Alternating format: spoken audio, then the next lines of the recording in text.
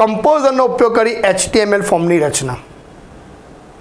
એમાં જો ગુણભાર લખ્યું છે વિજ્ઞાન પ્રવાહ, સામાન્ય પ્રવાહ 8 માર્ક, પ્રાયોગિક 7 માર્ક. પ્રાયોગિક એટલે કે ફોર્મ બનાવવાના કેટલા માર્ક લેશે? 7 માર્ક. થિયરીમાં કેટલા માર્ક છે? 8 માર્ક. પ્રેક્ટિકલમાં કેટલા માર્ક છે? 7 માર્ક. ક્લિયર? આ HTML ફોર્મના કમ્પોઝરની રચના. હવે જે લખ્યું છે બહુ ધ્યાનથી સમજજો. સૌથી પહેલાં HTML ફોર્મ. આ સવાલ પરીક્ષામાં પૂછાયેલો છે. વેબ પર વિગતો સ્વીકારવા માટે શેનો ઉપયોગ કરવામાં આવે? ફોર્મનો. પાછો એ સવાલ કે વેબ પર વિગતો સ્વીકારવા માટે તમે બધાએ 12માના ફોર્મ ભર્યા છે. તો 12માના ફોર્મ ભર્યા ક્યારે? દિવાળીમાં ભર્યા. ક્યારે ભર્યા છે? દિવાળીમાં. પણ તમારા ફોર્મની રસીદ આવશે ક્યારે? ફેબ્રુઆરીમાં. Very good. ક્યારે આવશે? ફેબ્રુઆરીમાં. તો 3 મહિના સુધી તમારો રેકોર્ડ ગવર્મેન્ટ પાસે રહ્યો. કયા સ્વરૂપે? Very good. કયા સ્વરૂપે? ફોર્મ સ્વરૂપે. બીજો ટોપિક છે વેબસાઇટમાં જરૂરી વિગતો અને માહિતીને સુવ્યવસ્થિત રીતે દાખલ કરવા માટે તૈયાર કરવામાં આવતી નિયત રચનાના સ્વરૂપને શું કહેવામાં આવશે? ફોર્મ. વાક્ય મગજમાં બેસે છે ને? ક્લિયર? આ બધા જ ઇમ્પોર્ટન્ટ ક્વેશ્ચન છે. ઉપયોગકર્તા પાસેથી જુદા જુદા પ્રકારના નિવેશ શબ્દ આવે એટલે યાદ રાખવાનું ઇનપુટ. પ્યોર ગુજરાતી છે. પ્યોર ગુજરાતી છે. શું યાદ રાખવાનું? નિવેશ એટલે શું યાદ રાખવાનું? ઇનપુટ. એકત્રિત કરવા માટે શોનો ઉપયોગ કરવામાં આવે? ફોર્મનો. હવે આ સવાલ બોર્ડમાં પૂછાયેલો છે HTMLમાં કોણ એક સંગ્રાહક છે? તો કોણ એક સંગ્રાહક છે? ફોર્મ. કોણ એક સંગ્રાહક છે? ફોર્મ. ફોર્મમાં કયા પ્રકારની વિગત આવશે? તો label, text box, password, tax area. ચાલો તમે મને કહેતા છો ટેક્સ્ટ બોક્સ ખબર છે ને? ફર્સ્ટ નેમ વાળું. પ્રેક્ટિકલનો વિડીયો જોયો હશે તો ખ્યાલ હશે જ. પાસવર્ડ યાદ છે ને? જે આઈપોડે અનવિઝેબલ છે તે. ટેક્સ એરિયા એડ્રેસ માટે આપણે બનાવ્યું છે તે. Radio button. કયું button? Radio button. Radio button ખબર છે ને? કયું? જેન્ડર ફિલ્ડ માટે. ચેકબોક્સ શેના માટે? હોબી માટે. ડ્રોપડાઉન મેનુ શેના માટે? સિટી માટે. સબમિટ બટન, રીસેટ બટન વગેરેનો ઉપયોગ કરવામાં આવે છે. સમજ પડે છે દરેકને? ફાઇનલ ને? Very good. બસ આ હિસાબે જ આખા પાઠ બધા હું ભણાવીશ. 13 પાઠ. એના માટે મેં પહેલાં 1 મહિના પહેલાં શરૂ કર્યું છે. ગયા વર્ષે 2024માં માત્ર 10 દિવસની અંદર જો વિદ્યાર્થીઓએ સારા માર્ક્સ કવર કર્યા હોય, આપણી પાસે આખરે 1 મહિનો છે. અને કોમર્સવાળા માટે 3 દિવસ છે, સાયન્સવાળા કોમર્સવાળા માટે 7 દિવસ છે અને સાયન્સવાળા માટે 3 દિવસ છે. માર્ક્સ આવશે ને આવશે જ.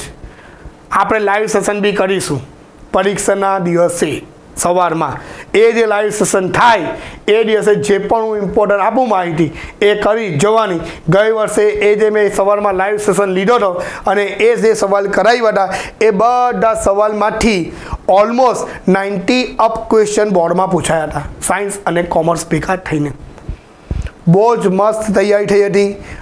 ખૂબ જ સારા પ્રતિભાવ આપ્યા હતા. મેં તમને કીધું નિમેશ સરનો ખૂબ જ હું ધન્યવાદ આપું છું, આભાર વ્યક્ત કરું છું કે જો એ ન સપોર્ટ કરે તો તમારા જેવા વિદ્યાર્થીઓ જે અત્યારે તકલીફમાં છે એને કોમ્પ્યુટર વિષયમાં માર્ક્સ ન આવે. પણ નિમેશ સરને ખાસ તમારે થેન્ક યુ કહેવાનું છે, લાઇક કરવાનું છે, શેર કરવાનું છે, સબસ્ક્રાઈબ કરવાનું છે અને એપ્લિકેશનનો ખાસ ઉપયોગ કરજો. કારણ કે નિમેશ સર નિસ્વાર્થ ભાવે આ એક કાર્ય કરે છે. વિદ્યાર્થીઓને એક સારું પ્રોત્સાહન મળે અને એના માટે એક આ પ્લેટફોર્મ અમારા માટે ઊભું કર્યું છે. તો આટલા ટૉપિકમાં ખ્યાલ આવી ગયો હશે. એના પછીનો નેક્સ્ટ ટૉપિક છે, ખાસ જોજો, HTML ફોર્મની રચના કરવા માટેના ઘટકો. કેટલા ઘટકો આવશે? 4. આ સવાલ બોર્ડમાં પૂછાયેલો છે. કયા કયા ફોર્મના ઘટકો કયા આવશે? ફોર્મ ટેગ અને સ્લેશ ફોર્મ ટેગ. ઓપ્શન કઈ રીતે પૂછાય? ફોર્મ બનાવવા માટે કયા ટેગનો ઉપયોગ થાય છે? તો યાદ રાખજો, ફોર્મ બનાવવા માટે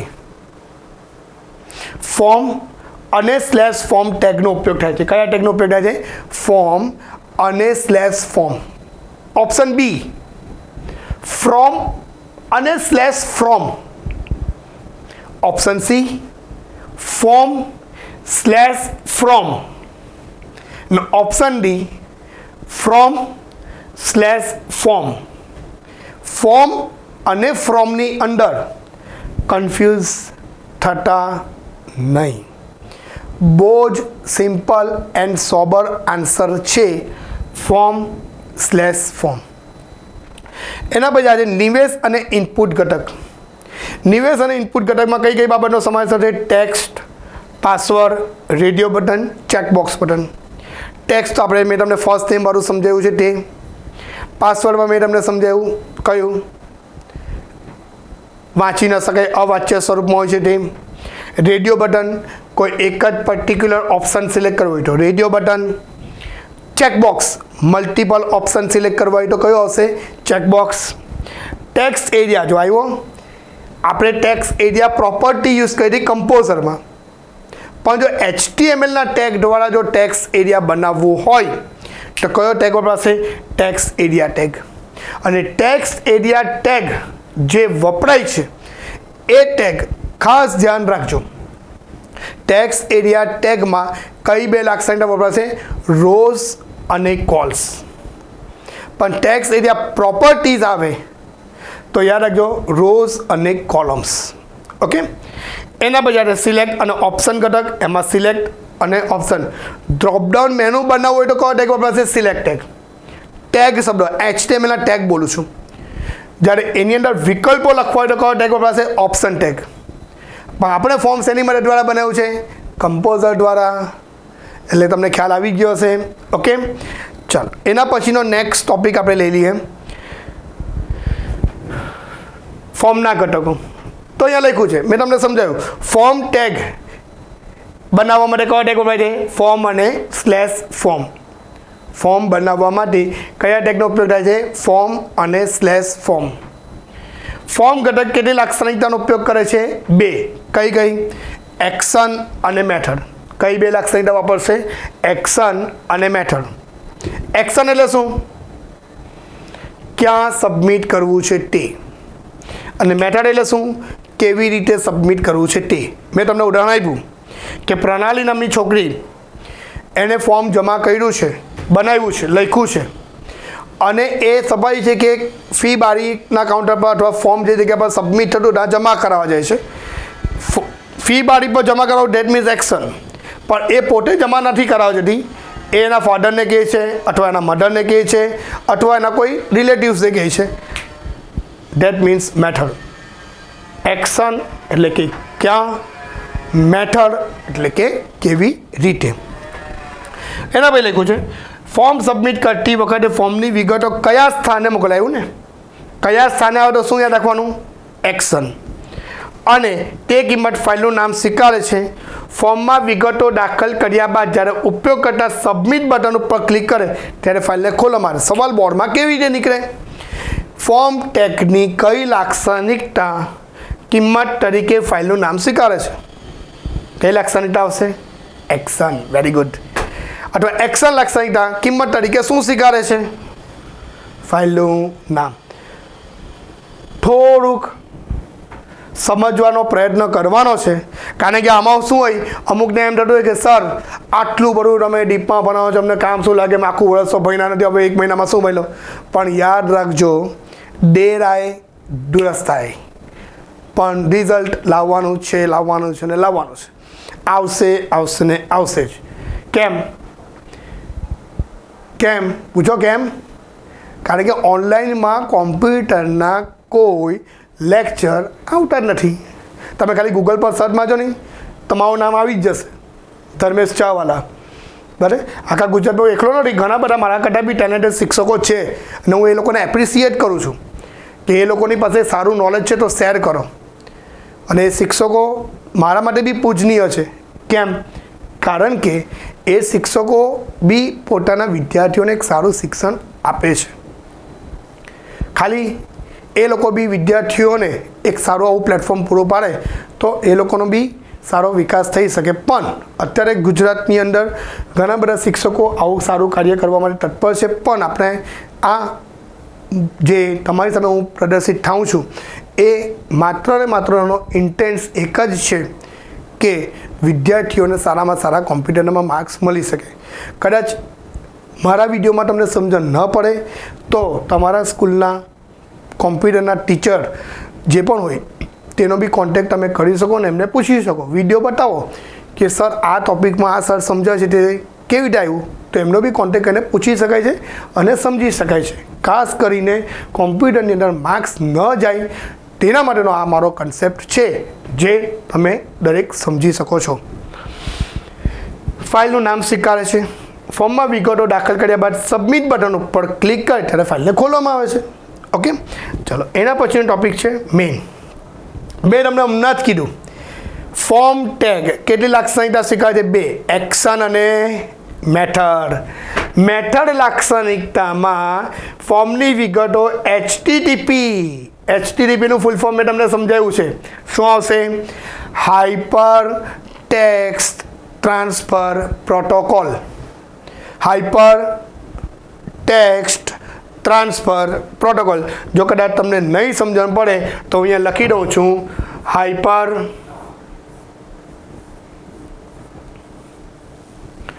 text transfer protocol. Okay, that means HTTP. Clear? Hyper જોડાણ, ટેક્સ્ટ લખાણ. એક્ઝામ્પલ આપું, બહુ મસ્ત છે, મારા મગજમાં એક વિચાર આવ્યો તે તમને સમજાવું છું. દાખલા તરીકે પ્રણાલી નામની છોકરી છે. એ પ્રણાલીને મેં એવું કીધું કે સ્ટાફ રૂમમાં જા અને માર્કર લેતી આવ. ફરી એક બોલું છું, પ્રણાલી નામની વિદ્યાર્થીનીને એવું કીધું કે જા ઓફિસમાં જા અને માર્કર લેતી આવ. હવે સમજો, એ ક્લાસમાં બેઠી છે. ક્લાસમાંથી ક્યાં જશે? વેરી ગુડ, ક્યાં જશે? ઓફિસમાં. તો પ્રણાલીને મેં રિક્વેસ્ટ મોકલી. શેની રિક્વેસ્ટ મોકલી? માર્કર લેવા જવાની. તો મેં એને રિક્વેસ્ટ મોકલી છે, એને મને માર્કર લાવીને આપ્યો, એ રિસ્પોન્સ આપ્યો. તો એની ક્રિયાની શરૂઆત થઈ ક્યાંથી? ક્લાસથી થઈ. લેવાનો અમલ થયો ક્યાં? માર્કર લેવાનો અમલ થયો ક્યાં? ઓફિસમાં. માર્કર લઈને આવવાનો અંત પાછો ક્યાં આવ્યો? ક્લાસમાં.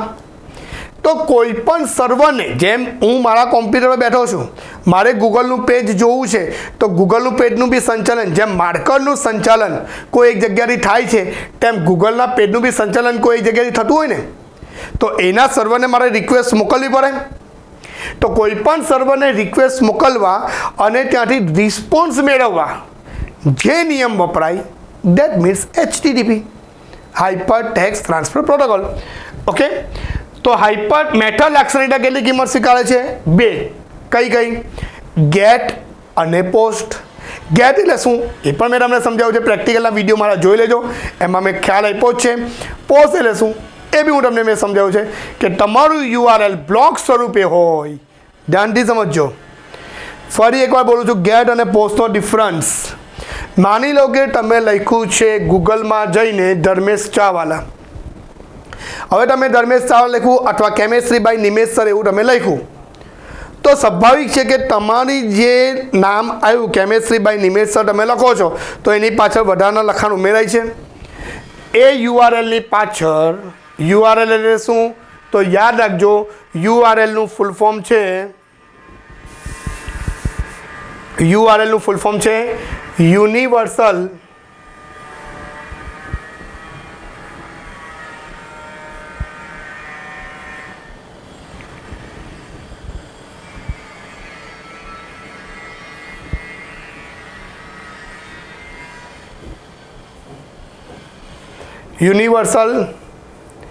રિસોર્સ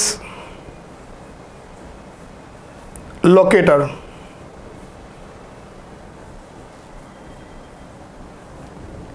યાદ રાખજો, યુઆરએલનું ફૂલ ફોર્મ છે યુનિવર્સલ રિસોર્સ લોકેટર, URL. આ યુનિવર્સલ રિસોર્સ લોકેટર. ઓકે, તો ગેટ લાક્ષણિકતા કેટલી કિંમત સ્વીકારે છે? 2. સોરી, મેથડ લાક્ષણિકતા કેટલી કિંમત સ્વીકારે છે? 2. કઈ ગેટ અને પોસ્ટ. કઈ ગેટ અને પોસ્ટ. એના પછીનો ટોપિક છે ગેટ પદ્ધતિ ફોર્મમાંથી વિગતો મેળવી તેને યુઆરએલના અંતમાં ઉમેરી કોને મોકલી આપે છે? સર્વરને મોકલી આપે છે. તે એક સમય માત્ર મર્યાદિત માહિતી મોકલવાની જ અનુમતિ આપે છે. કોણ? ગેટ. આ સવાલ બોર્ડમાં પૂછેલો. મેથડ લાક્ષણિકતાની કઈ કિંમત એક સમય માત્ર મર્યાદિત માહિતી મોકલવાની અનુમતિ આપે છે? તો કઈ આવશે? ગેટ. મેથડ લાક્ષણિકતાની કઈ કિંમત પૂર્વ નિર્ધારિત કિંમત હોય છે? ગેટ. બીજો સવાલ, મેથડ લાક્ષણિકતાની કઈ પદ્ધતિમાં HTTP વ્યવહારને બ્લોક સ્વરૂપે, બ્લોક શબ્દ આવે તો યાદ રાખવાનું પોસ્ટ. જો મેં જેટલા બી રેડ અક્ષર કલર કર્યા છે ને એ યાદ રાખજો, મોસ્ટ ઇમ્પોર્ટન્ટ વર્ડ છે. ઓકે, જો યુઆરએલ અંતમાં આવે તો ગેટ, મર્યાદિત આવે તો ગેટ, પૂર્વ નિર્ધારિત આવે તો ગેટ, બ્લોક સ્વરૂપે આવે તો પોસ્ટ, લંબાઈની કોઈ મર્યાદા નથી તો પોસ્ટ. બધા મેન વર્ડ છે જે મારી ટેક્સ્ટબુક, ગવર્મેન્ટની જે ટેક્સ્ટબુક છે એમાં બી અંડરલાઇન કરીને મેં આ હિસાબે જ મૂક્યું છે. એ ટેક્સ્ટબુક મેં તમને કીધી છે, કોન્ટેક્ટ કરજો નિમેશ સરનો અથવા મારો. બરાબર છે, ફરી એકવાર જોઈ લેજો. અહીંયા આપી દઉં છું.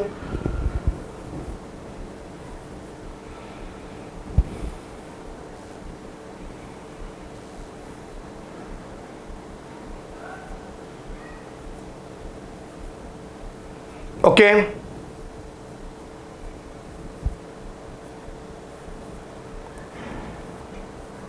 Okay, clear.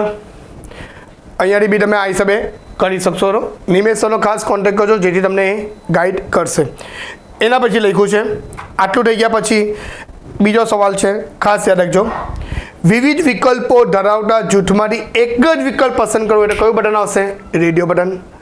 પણ મેં બધું પ્રેક્ટિકલમાં સમજાવ્યું છે. વિવિધ વિકલ્પો ધરાવતા જૂથમાંથી એક સાથે એકથી વધારે વિકલ્પો પસંદ કરો કયું બટન આવશે? Checkbox button. જો યાદ રાખજો, એક જ વિકલ્પ પસંદ કરો કયો આવશે? Radio button. એકથી વધારે પસંદ કરવા તો ચેકબોક્સ બટન. ફોર્મમાં લખાણ ઉમેરવા માટે શેનો ઉપયોગ થાય છે? Text box. અવાચ્ય સ્વરૂપમાં જેને હમણાં કીધું, જેણે પ્રેક્ટિકલનો વિડીયો કમ્પ્લીટ જોયો હશે અને આ થિયરીના ટોપિકમાં કોઈ પ્રોબ્લેમ આવવાનો નથી. કેમ? પ્રેક્ટિકલના વિડીયોમાં બધું જ સમજાવી દીધું છે. ઓકે, તો અવાચ્ય સ્વરૂપમાં લખાણ દર્શાવવા માટે કયો વિકલ્પ આવશે? પાસવર્ડ. ફોર્મમાં દાખલ કરવામાં આવેલ વિગતોને ફોર્મના ઘટક સાથે ઉપયોગમાં લેવા માટે સબમિટ બટન એક્શન લાક્ષણિકતા દ્વારા આપવામાં આવે છે. અને પૂર્વ નિર્ધારિત કિંમતો દર્શાવવા માટે કયું બટન આવશે? Reset button. કઈ કિંમત દર્શાવવા માટે? પૂર્વ નિર્ધારિત કિંમત સાથે દર્શાવવા કઈ કિંમત આવશે? હવે ટેક્સ્ટ એરિયા, જે મેં હમણાં સમજાવ્યું, એકથી વધુ લીટીનું લખાણ. પેલું ખબર આપણે એડ્રેસ માટે બનાવ્યું છે, એડ્રેસ માટે આપણે જે ટેક્સ્ટ ખાનું બનાવ્યું છે ધેટ મીન્સ શું થશે? Text area. ટેક્સ્ટ એરિયા ઘટકનો ઉપયોગ કરવામાં આવે છે. અમર્યાદિત અક્ષરો ઉમેરવાની સુવિધા ધરાવતા ટેક્સ્ટ એરિયા ઘટકમાં કયો ટેગ વપરાશે? ટેક્સ્ટ એરિયા અને /ટેક્સ્ટ એરિયા. આ ટેગ છે એના માટે કઈ લાક્ષણિકતા વપરાશે? રોઝ અને કોલ્સ. જે મેં હમણાં કીધું, ગૂંચવા જતા નહીં. ટેક્સ્ટ એરિયા ટેગ આવે તો યાદ રાખવાનું છે રોઝ અને કોલ્સ. ટેક્સ્ટ એરિયા પ્રોપર્ટી શબ્દ આવે છે તો યાદ રાખવાનું છે રોઝ અને કોલમ્સ. ક્લિયર. એના પછીનો ટોપિક છે મેઇન ડ્રોપડાઉન સિલેક્ટ અને ડ્રોપડાઉન બટન, જે મેં હમણાં શીખવાડ્યું. ડ્રોપડાઉન મેનુ બનાવવા માટે કયો ટેગ પાસે? સિલેક્ટ ટેગનો ઉપયોગ થાય છે. મેનુમાં યાદીનો કિંમત ઉમેરવા માટે કયા ટેગનો ઉપયોગ થાય છે? ઓપ્શન ટેગનો ઉપયોગ થાય છે. કેનો ઉપયોગ થશે? ઓપ્શન ટેગનો. ડ્રોપડાઉન મેનુની રચના કરવા માટે સિલેક્ટ અને સિલેક્ટ અને એની અંદર વિગતો દર્શાવી છે એના માટે કયો ટેગ આવશે? ઓપ્શન અને /ઓપ્શન. હવે ઓપન સોર્સ આઈડી. HTML ટેગનો ઉપયોગ કરી ફોર્મ તૈયાર કરવું એ કંટાળાજનક પ્રક્રિયા છે, પણ શેના દ્વારા આપણે બનાવ્યું છે? IDE દ્વારા. IDEનું ફૂલ ફોર્મ છે ઇન્ટિગ્રેટેડ ડેવલપમેન્ટ એન્વાયરમેન્ટ. જે સોફ્ટવેર વિનિયોગમાં કામગીરી ખૂબ જ સરળતાથી કરી શકાય છે.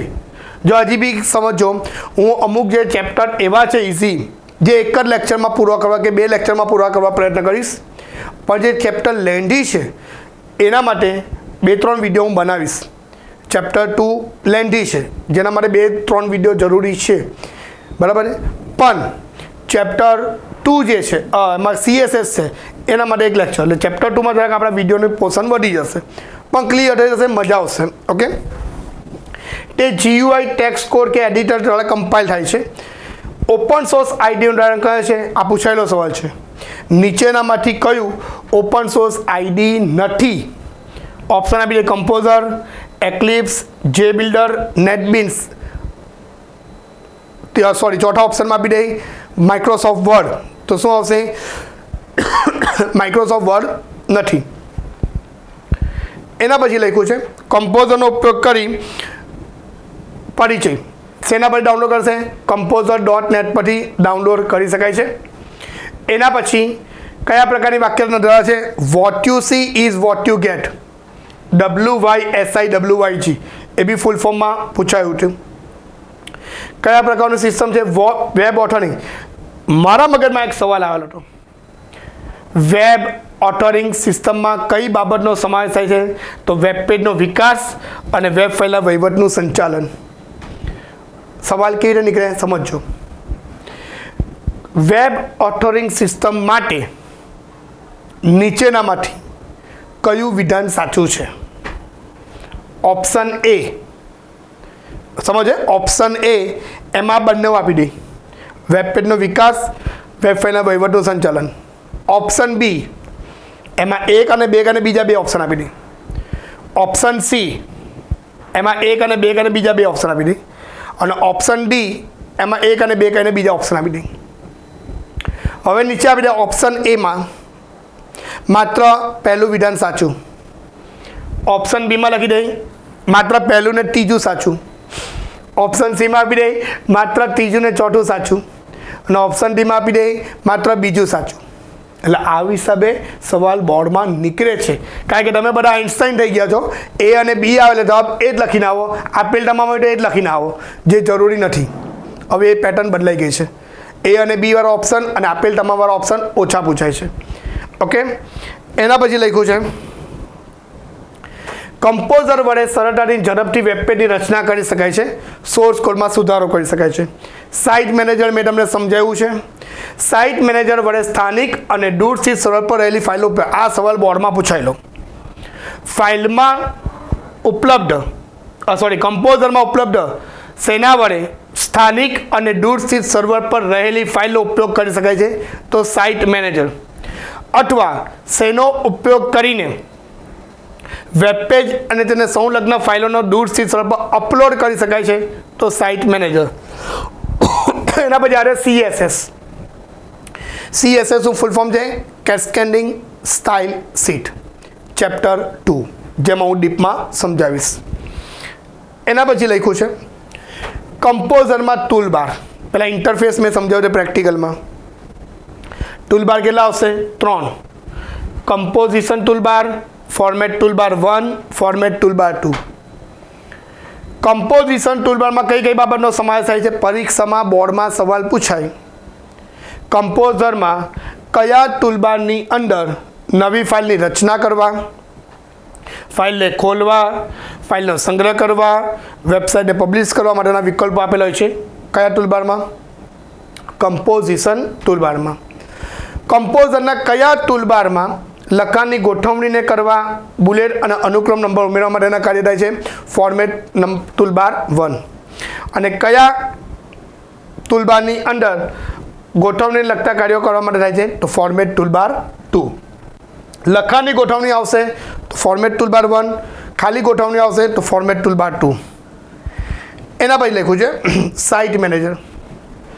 આખી સ્ક્રીનનું ઇન્ટરફેસ આવે છે, જે તમે પ્રેક્ટિકલમાં જોયું છે. સાઇટમાં અથવા એકથી વધુ સાઇટ વચ્ચેના નેવિગેશન એટલે એક સ્થાનેથી બીજા સ્થાને જવું. નેવિગેશન માટે તેનો ઉપયોગ કરવામાં આવે છે. શોર્ટકટ કી કઈ છે? F9. પણ પરીક્ષામાં મેં સવાલ આ હિસાબે મૂકેલો હતો બોર્ડના પેપરની અંદર કે સાઇટ મેનેજર કેટલી રીતે બંધ થાય છે? કેટલી રીતે બંધ થાય છે? 2. એક કયું? Close button. અને બીજું કયું? F9 key. પહેલું શું આવશે? Close button. બીજું કયું આવશે? F9 key. ખાલી વેબ પેજ ખાલી વેબ પેજનું નામ શું હોય છે?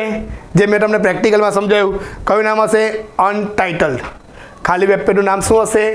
અનટાઇટલ્ડ. ઓકે. એના પછી લખ્યું છે કમ્પોઝરની વિન્ડોની જમણી તરફ સુધારા માટેનો 3 મોડ સાથેનો એડિટ મોડ. જમણી બાજુ મેં તમને બતાવેલું, યાદ હોય તો અહીંયા ખ્યાલ છે, નોર્મલ, HTML ટેક્સ અને પ્રિવ્યૂ. યાદ આવે છે ને? પ્રેક્ટિકલ જોજો એક વખત વિડીયો, પાછો હું પ્રેક્ટિકલનો વિડીયો અને થિયરીનો વિડીયો બંને અલગ અલગ રાખીશ, ભેગું નથી રાખવાનું. પહેલાં પ્રેક્ટિકલનો વિડીયો રાખીશ, પછી થિયરીનો વિડીયો રાખીશ, જેથી તમારા મગજમાં કમ્પ્લીટલી સેટ થઈ જાય. તો નોર્મલ વ્યૂ કયા વ્યૂ જેવો છે? પ્રિવ્યૂ મોડ જેવો જ છે. પરીક્ષા મુજબ કયા મોડમાં કોષ્ટકની સીમારેખાને બોર્ડર દર્શાવવામાં આવે છે? તો કયા મોડમાં?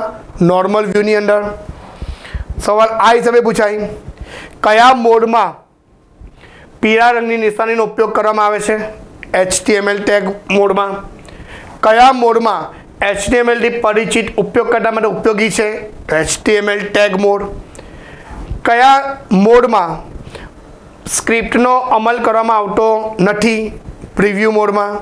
અથવા આવો સવાલ પૂછાય કે પ્રિવ્યૂ મોડમાં કોનો સમાવેશ કરવામાં આવતો નથી? તો કોનો? સ્ક્રિપ્ટનો અને લિંકનો. આનો સમાવેશ કરવામાં આવતો નથી.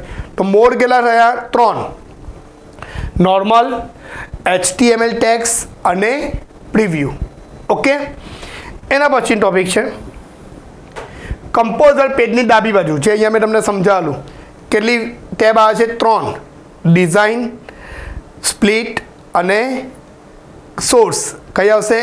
ડિઝાઇન, સ્પ્લિટ અને સોર્સ. 3 ટેબ આવે છે. કેટલી ટેબ આવશે? 3. વેબ પેજની રૂપરેખા તૈયાર કરવા મને કયો વ્યૂ આવશે? Design view. કયો વ્યૂ આવશે? Design view. વર્તમાન